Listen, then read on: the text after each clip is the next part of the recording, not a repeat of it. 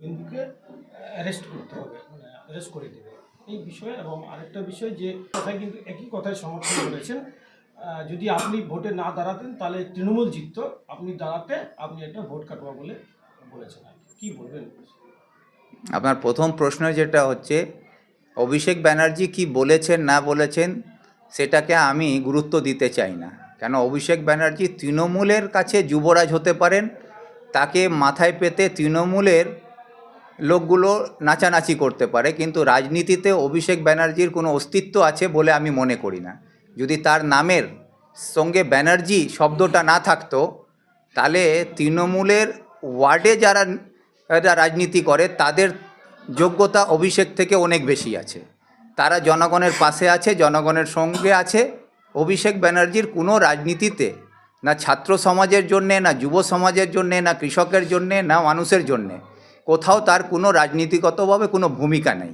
সেরকম একজন অরাজনীতিক ব্যক্তি রাজনীতিগতভাবে প্রশ্ন করছে, তার উত্তর আমাকে দিতে হবে, এটা আমি প্রয়োজন মনে করি না, এক নম্বর। আর দ্বিতীয় কথা, কি আমি ভোট কাটুয়া, এই কথাটা বারে বারে যারা বলছে কি আমি বিজেপিকে জেতাবার জন্য কাজ করেছি, তো এই আমারই ক্ষমতা আছে যে বিজেপির বিরোধী দলনেতা যখন অবাস্তব একটা মন্তব্য করছেন, সেই মন্তব্যের বিরুদ্ধে মমতা ব্যানার্জি সরকার তার স্বরাষ্ট্র দপ্তরের মন্ত্রী থাকলেও উনি ক্ষমতা প্রয়োগ করতে পারলেন না, সাহস দেখিয়ে একটা এফআইআর করতে পারলেন না। সেখানে আমি শুভেন্দু অধিকারীর উপরে প্রথম এফআইআর করেছি, আর আমার পরে তৃণমূলও হাঁটছে এবং রাজ্যে অন্যান্য রাজনৈতিক দলগুলো হাঁটছে, তারপরে এফআইআর হচ্ছে।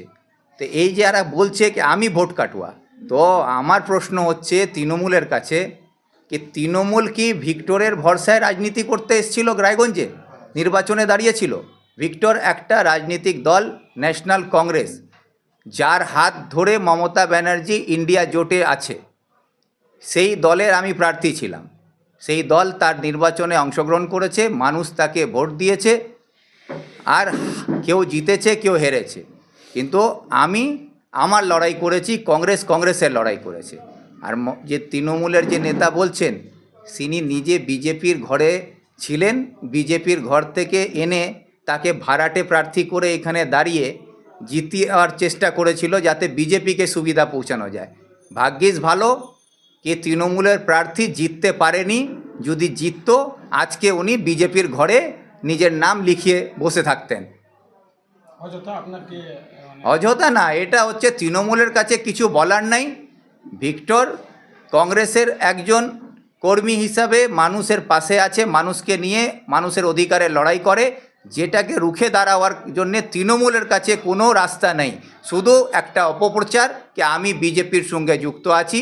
আর আমি যদি বিজেপির সঙ্গে যুক্ত থাকি তাহলে আমি আজকে শুভেন্দু অধিকারীর বিরুদ্ধে এফআইআর করছি, আমি লড়াই করছি, আমি মুখ্যমন্ত্রীর কাছে দাবি জানাচ্ছি, যদি ক্ষমতা থাকে মুখ্যমন্ত্রীর তাহলে শুভেন্দু অধিকারীর বিরুদ্ধে এফআইআর করছেন না কেন, ওকে গ্রেফতার করছেন না কেন, রাজ্যের মুখ্যমন্ত্রী নিরপেক্ষ হতে পারছেন না কেন, আপনি মুখ্যমন্ত্রী হিসাবে ধর্মনিরপেক্ষ মুখ্যমন্ত্রী হিসাবে যারা আমাদের ধর্মীয় সম্প্রীতিকে নষ্ট করছে তার বিরুদ্ধে ব্যবস্থা নিতে পারছেন না কেন, আপনি শুভেন্দু অধিকারীর পকেটে আছেন, এই ভয় কি শুভেন্দু অধিকারীকে যদি হাত দিই তাহলে বিজেপি আপনার ভাইপোকে ঘাড় ধরে জেলে ঢুকিয়ে দেবে, এই ভয় আপনি কিছু করতে পারছেন না।